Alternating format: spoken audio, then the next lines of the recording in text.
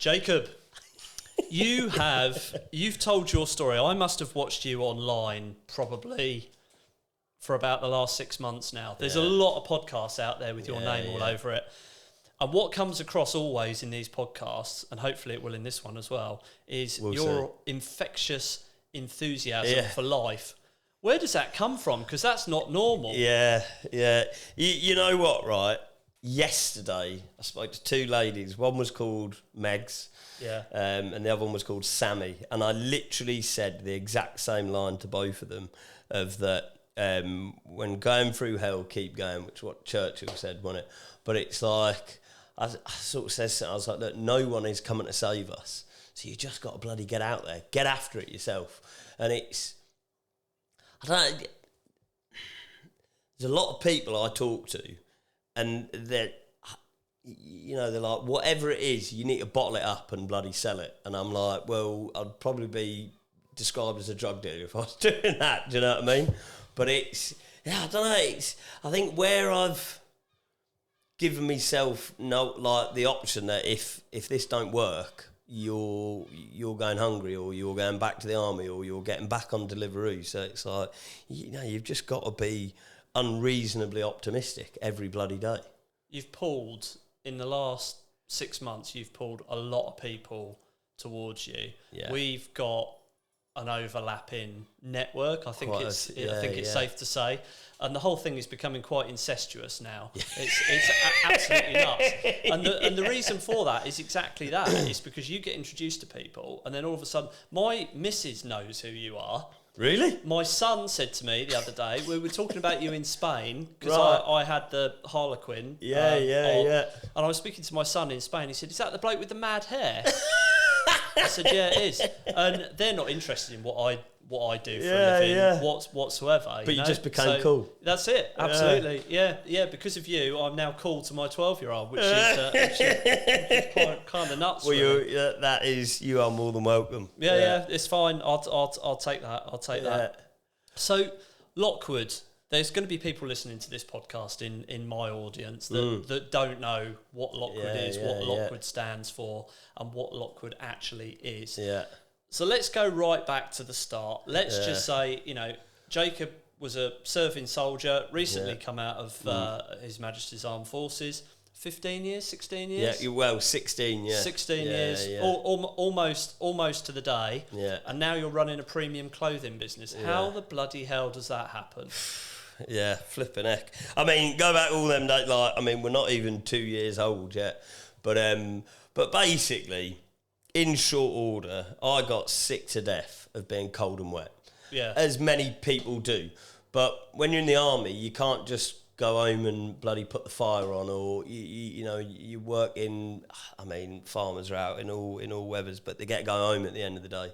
Whereas when you're away on exercise or somewhere like that, if you've got rubbish kit, you're dealing with it for however many weeks you're out. And I've got a bit of a stylised background in that I've got 12 tailor-made suits which I designed all myself and had made. Wow. So I've got 3 from guy called Abdul Mobin, which I don't know where he is, because I had them done in Kabul, in a market in Kabul when I was out in Afghanistan, and then the other 9 are made by a tailors in Stowe Market. So it's that design side of it was kind of already in my sort of DNA, I suppose, a little bit, and I get that from my mum, absolutely, because she is the most bloody glamorous woman you ever seen with half a foot, and then sort of rewind back to sort of pre-COVID. I designed and had patented a casualty evacuation stretcher. So imagine like an adult baby carrier, and basically, long story short, we're up on the side of this mountain in the Falklands on exercise, and my mate, basically his knee went forwards on itself because we were carrying shouldn't do that. No, yeah. And we were carrying about 70 odd kilos worth of kit, and his knee was destroyed. the RAF wouldn't come out because it was too windy to pick him up in a helicopter. So we had to Kazivac him down to the road. And I was piggybacking him. And he was in pretty bad way. And I just thought, look, if this was real, I'd be pretty knackered right now. Yeah. So I then got back and was like, right, well, let's solve this problem. Let's design a stretcher and da-da-da-da. So then when I was like, right, I'm cold, wet all the bloody time, there's nothing out there that... Because in the military, it's very much word of mouth of what is good and what isn't. And it's kind of like, well, there's nothing out there. So I thought, right, I'll just do it me bloody self. And someone stupidly said to me early on, well, you'll never be able to do it all made in Britain. So I was like, well, bloody watch. Yeah, bloody watch me. So then fast forward sort of 2 years, I've now, like, as you said, 28 days ago, I had my last paycheck in the army. And it's like, yeah, you know, you do a 12-month notice period, so I gave myself 12 months, right, it's looking like it might do well. I'm getting to a point I can't bloody barely manage doing both, so it's one of them has to give. And I was like, right, well, it's the clothing, baby. And, you know, it started with a waterproof jacket for soldiers, and it has now turned into a full range, and we're repeatedly selling out of stuff. Like, the main problem, I say genuinely, is keeping the stuff in stock. Yeah. So that's it in a bit of a nutshell of the founding of the company, really. And what does the brand stand for? Because I know you're absolutely passionate about everything being made in Britain, and that is extremely unusual these days. There's probably it's only 2 or 3 brands that we can think of off the top of our head. And actually one of them, I've had some involvement in mountain rescue in Wales, so I know all about carrying bodies off mountains. And there's a company there called Ruth Lee, based in this tiny little village called Corwen in North Wales, and they make the Resusciani dolls. Do they really? Yeah, and they make kit for the firefighters as well. So that's one British brand that I can think of. What does it stand for? It's... I suppose it's... I said, I signed my name down to Her Majesty at the time. I signed my life to dedicate myself service to this country in an armed role. Now I say, although I sort of feel like I cut early, I had 6 years left still, but I've changed my service from in an armed role to this country to an economic role. I think it stands as, it's Lockwood is... Oh, hello, hey, Tom. Lockwood Pussycat on the pod. Is... Lockwood stands for service to the UK economy. And sorry, Thomas, you're going to have to just go back down there, buddy. But yeah, so it's, it stands for British made, growing our economy, because I think that now more than ever, we can get upset what the government are up to and say they're all bloody useless, which, my opinions on that will... it doesn't really bloody matter, does it? Yeah. But I think our role as entrepreneurs is we should be doing our bit for the economy. And that's what I think Lockwood stands for. It stands for making high quality goods that keep people dry, looking good, whilst growing our economy, whilst using only British fabrics and British manufacturing. And we're almost there with all the British fabrics. And we're only a couple of miles from your factory, aren't you? Well, I cycled there this morning and dropped off some labels. Absolutely. I think in some ways this is probably the most difficult mission that you've taken on in your career, because in the armed forces, at least you've got support most of the time, at least you've got backup, at least the people that you are surrounded with 9 times out of 10 are genuine, and if you stumble and fall, they're going to carry you off a hill in the Falklands. The business community is very different to that. I think you've had a lot of good experiences, but getting this last couple of years, getting to where you are now, you've essentially bootstrapped the business. You put your house on the line. You've moved halfway across the country. You've recently got married. Those, I mean, it's nuts, mate. Those challenges, what is the one that's really stuck in your throat and you found to be the hardest to overcome? Yeah, I mean, there was something you said there, and it's you've got your team around you. And, and the business is very different. It's like, maybe not so much in the Afghan days, the enemy wasn't always obvious. And I suppose it's a little bit like that in business. You can come across all sorts of people and they can be so well-meaning, but they're just waiting to stick that bloody knife in your back. There's a couple of people like very much try to take advantage, and luckily I've found all the right people now. But it's, you know, you sort of say, so in the military you go on your promotion courses and stuff, and it's them first few days of a promotion course you sort of coined the shock of capture, which is a reference to when people are sort of kidnapped or whatever, or you know, captured in the military. And it's them first few days of a course, it's very like there's a lot of information coming at you. You've got all other soldiers left and right of you, and you're like, oh, I need to beat this person, that person, I need to perform better than them to get a best report. And it's, but then it settles down and you're getting in the rhythm of it. And I say this journey, it's been like being on the first day of course repeatedly over and over again for the last 2 years.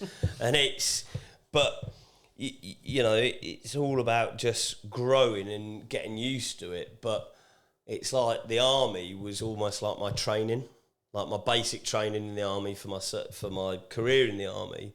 My career in the army was like my basic training for this, because it's just dealing with the constantly changing background. I mean, like I told you about that phone call that I got earlier, and it's like, where the hell has that just come from? You know, and it's been able to just be like, stay calm, react. It's an emotional roller coaster, and I don't think people realise how much of a roller coaster it is. I don't think they realise that, you know, you can have the elation of getting investment or a loan or something coming into the business to move you forwards, and then 2 hours later you're, fuck, I've spent that, or, you know, shit, I have to pay that back, or crap, look at the interest on that, you know. And you've picked probably the most difficult thing that you could possibly do when it comes to entrepreneurship. You know, starting a premium clothing brand is bloody tough. I mean, looking back, I don't know, maybe a year or so ago, how on earth do you get the funding in place to place those first orders? Because most clothing businesses that I've spoken to in the past, you know, the minimum order values are so high that they just can't get the whole thing off the ground. Hundreds of units, I mean, you know, it was very much take a ridiculous... Like, I started it all with like a little... I look back now and I'm like saying, at the time, I got a 12.5 grand personal loan to start it, and I did not bloody sleep for like a month until I launched the product, and then they all bloody pretty much sold immediately, all off the back of a video of me in a jet washer and then coming out totally dry.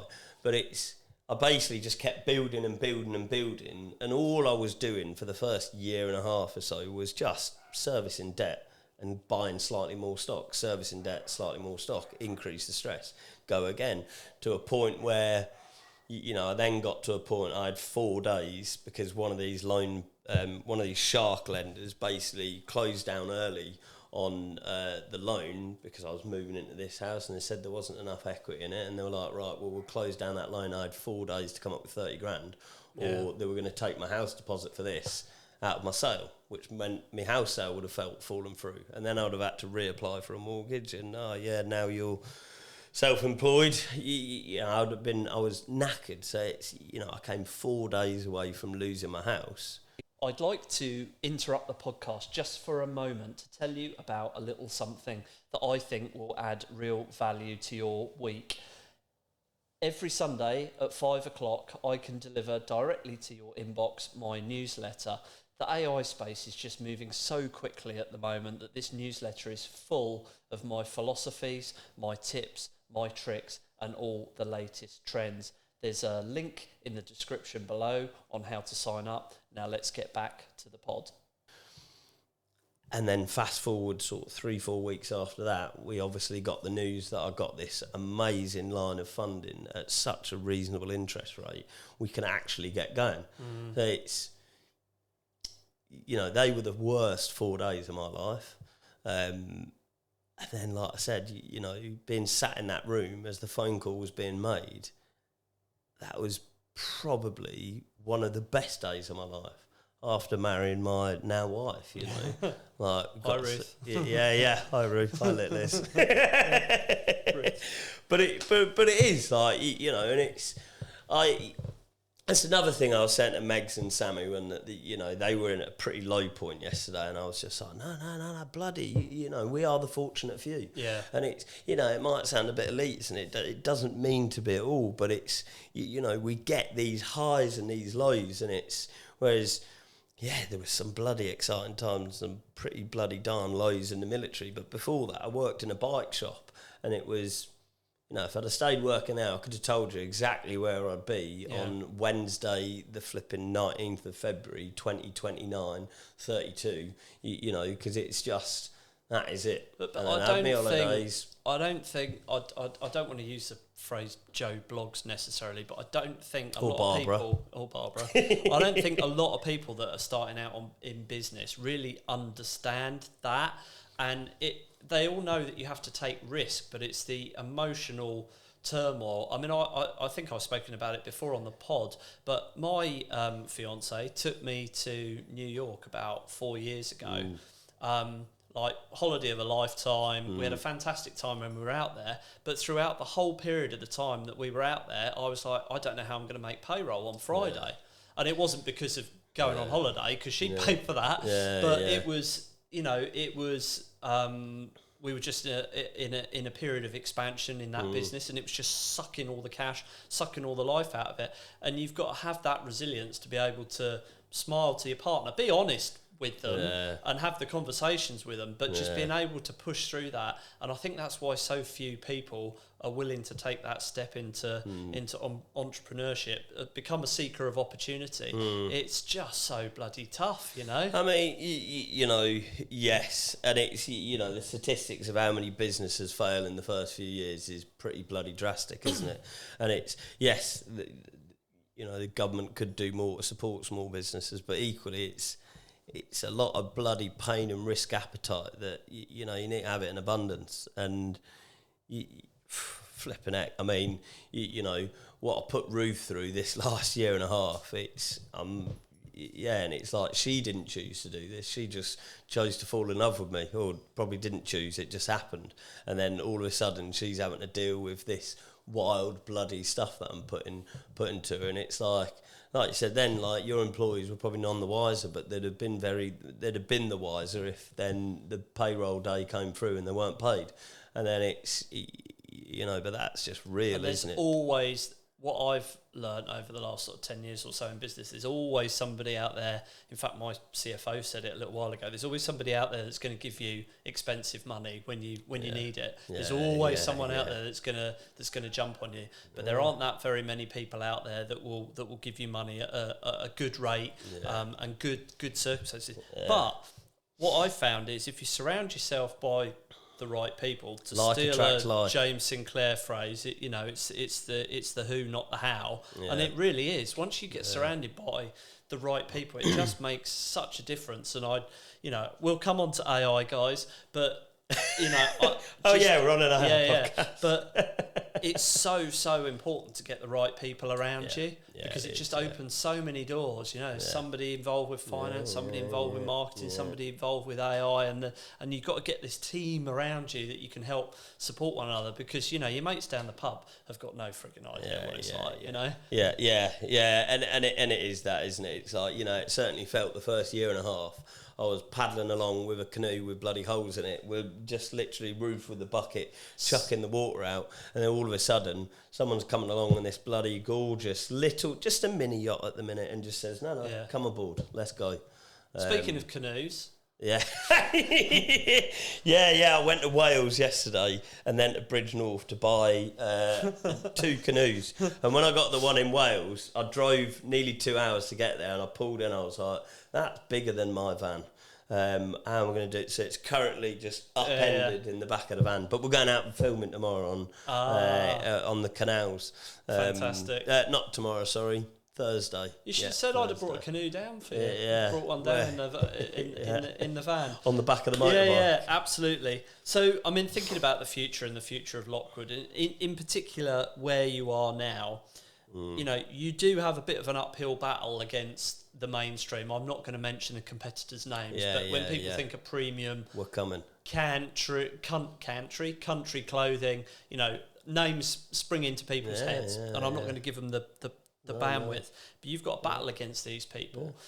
How do you think that AI and automation could potentially help you with that? Are you using it within the business at the moment? Because it's a huge force multiplier. And I want people to understand that a small business like yours, 2-person business, it's got, they want to go to the moon, just how valuable this technology can be. I mean, I think my advantage is I got started at a point where even ChatGPT was like a bit wild, a bit out there. Like, it's growing bloody fast. And I would not have been able to start my business without ChatGPT and now Claude. Although I feel like Claude's becoming a bit sassy with me, and I'm started using ChatGPT a bit more for different stuff. Claude's got to know you. That's the problem.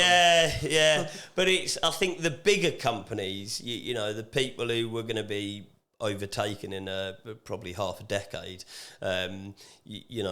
they are quite a large outfit, and I don't think they're probably able to react and pivot as quickly as I'm able to and am currently doing.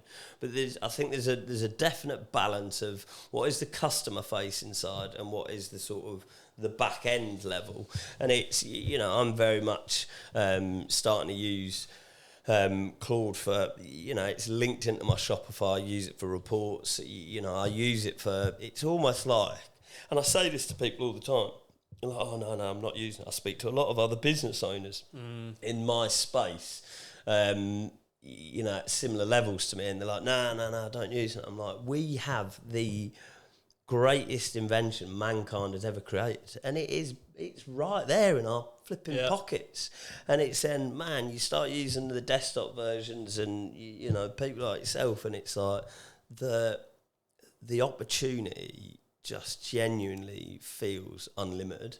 And I say it to people all the time: if you're not using it, you will get left behind. You will get left behind.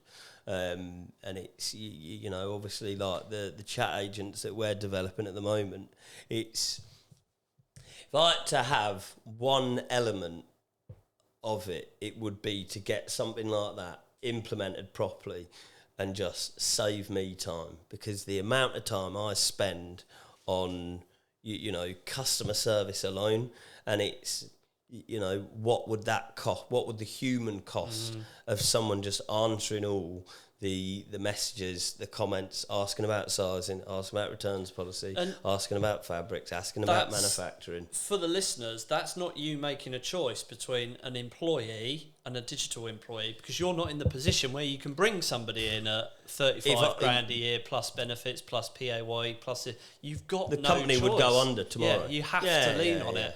Yeah. And would I be think out of business by September. There's a lot of people that get on their moral high horse about this stuff, and it's like there is a desire to serve your customers in the best possible way you can. And I've been quite vocal about it in that, people are searching for products and services now on their phone. Yeah, that's what they're doing. That's the direction it's going in, and it's huge for your sector. Yeah, of course it is.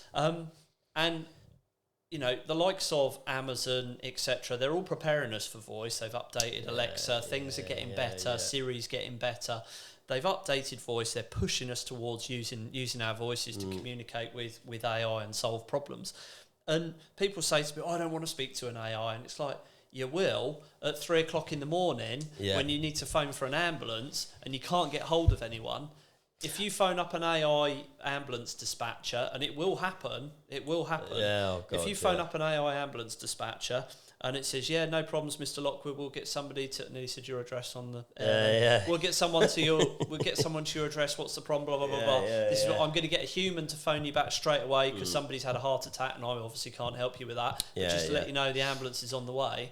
And all of that happens, or your kitchen's flooded or something. Prime example, people right? Don't care. I'm sorting her up there, but a prime example, right? The chatbot that the chat lady that you've got on at Baddow Park. If I'd have had that when I rang up the council today, to just say, right, look, this is what I'm trying to do. I got left on hold for ages, got transferred to someone else. That was through to the wrong bloody department. So then they put me back to the main menu. And it's all I'm trying to do is bloody understand what an outstanding bill is and where it's come from and then bloody pay the thing. but I just want to make sure I'm not overpaying. And it's like, you know, if that was implemented properly into all them sort of services, you know. I just think it will come. The problem is at the moment is businesses aren't aware. They're just not aware of how good it is and what they can do with it. I've got customers that have signed up to voice agents, basic voice agents with one of my companies, and they've still not pushed it live because they're too nervous. And it's like, just give it a shot, you know, let's just do it out of hours and see where it goes. So I mean, that whole saving time thing that you said there is absolutely key. What do you think, I mean, moving forwards into the future, obviously you guys are always going to be, you and Ruth and whoever comes in to support you is always going to be at the front.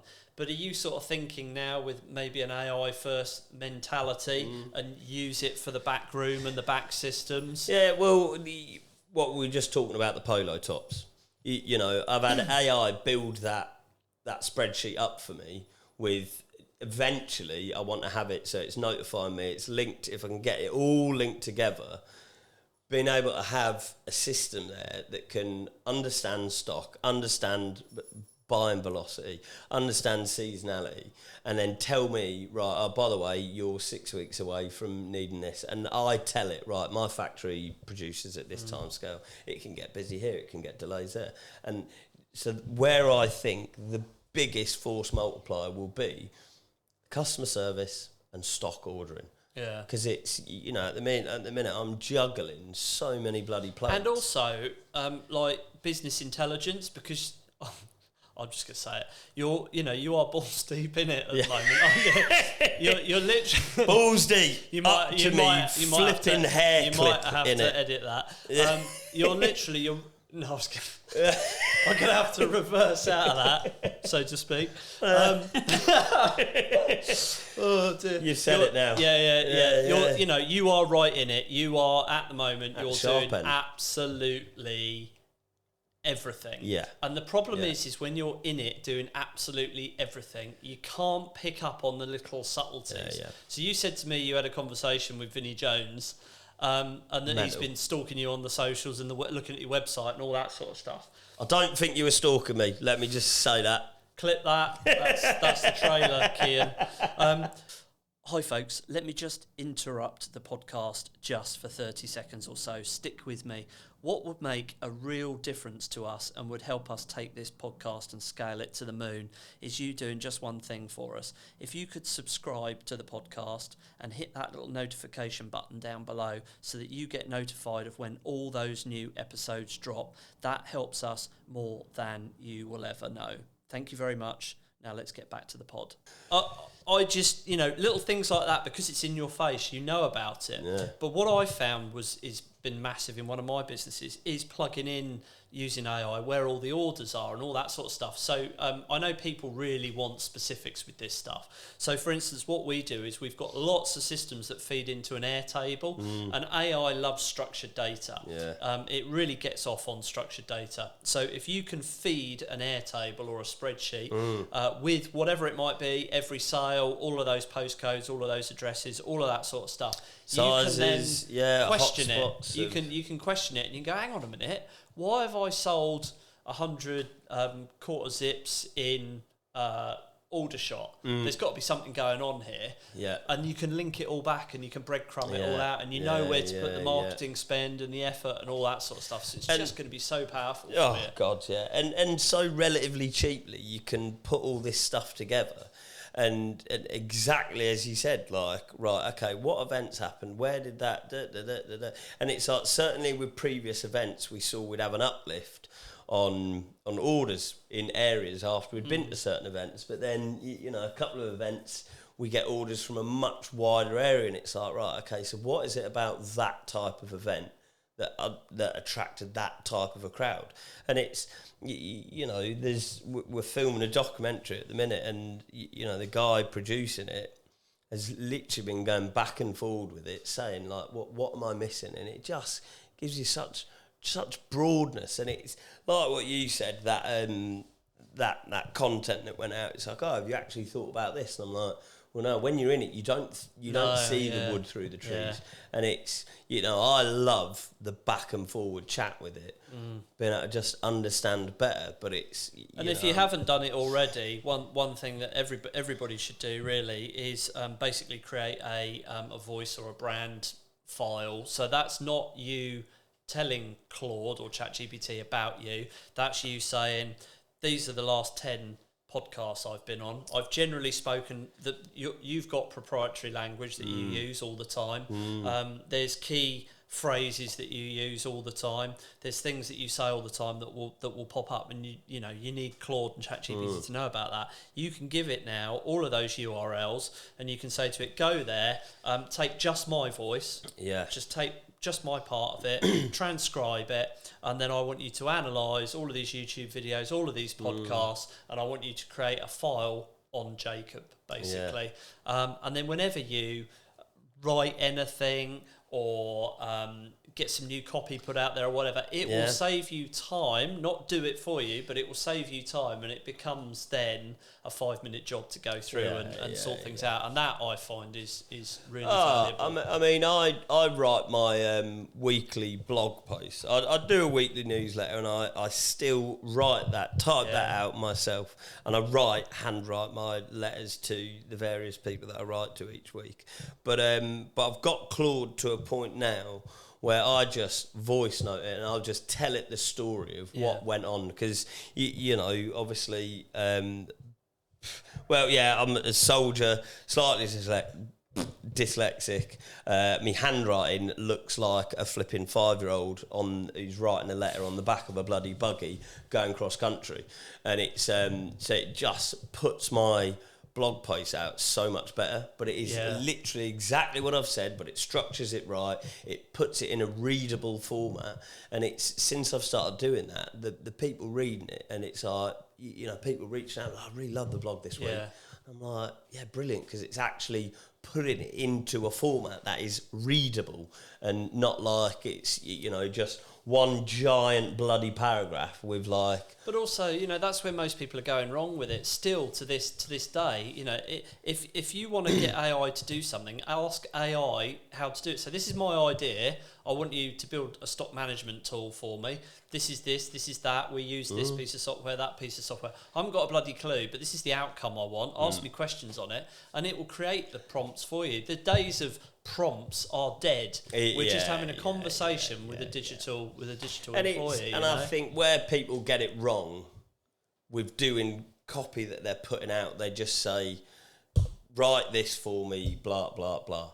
They don't say to it, to start with, like I've done, I want you to go through all my previous blogs, I want you to see the way that I write, I want you to ask me as many questions as you need to, back and forward, to understand me, understand the way I write, input some of my old emails, gone on to me Omnisend, and copy pasted all my old weekly newsletters that I've posted in, and said, this is my writing style, understand how I write, so when I talk to you and tell you what I've been doing this week, so you can formulate a blog properly in my tone.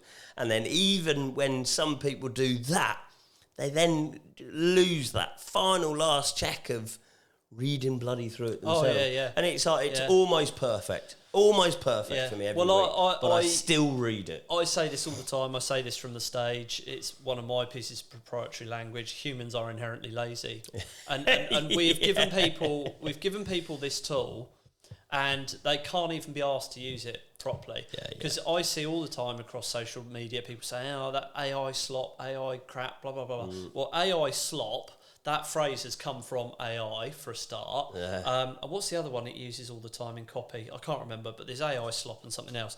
But the only reason people are spotting that is because the person that's put it out there has been bloody lazy. It's like if I came in here now and handed you a machine gun. And says, right, I'll teach how to use it. And you're like, nah, I'll just crack on. You bloody wouldn't, because it'd kill you if you bloody used it wrong. And it's, everything. AI is the most powerful and complex tool that mankind has ever created. And if you can't be asked to bloody spend the time to learn how to use it properly, I mean, you can bloody ask it how to use it properly, and it'll flipping tell you. And 95% of people aren't paying for it, which tells you everything you need to know. Everything you need to know. Nuts, isn't it? you're a patriot through and through. Yeah, baby. If we cut you in half, I'm sure we would see the Union flag in there. It's in there, isn't it? Red, white and blue, baby. I think that's been a massive help for you up to this point. Do you think it's going to hinder you into the future, or do you not give a shit? So, you see that raise the flag thing, and it's like, okay, this will take a slight political turn at the moment. And I think the sad thing about the Cross of St George, it has been absolutely politicised. And I don't use that consciously, and it's, I feel a little bit ashamed of that. But equally, I'm using fabrics and manufacturing all around the United Kingdom. Apart from Northern Ireland at the moment, I'm looking at trying to source some fabrics out there. So I've got stuff from all corners of the United Kingdom, and it's British made. But it's, if you hate this country that you live in, you're probably not right for us. And it's, if you're everyone's cup of tea, you're a mug kind of thing. And it's like, we don't appeal to everyone. Our stuff isn't cheap, but it's bloody well made. And it's like the jackets. We've now extended the warranties out to 10 years. So it's like, yes, it's expensive, but my God, is it going to bloody last you?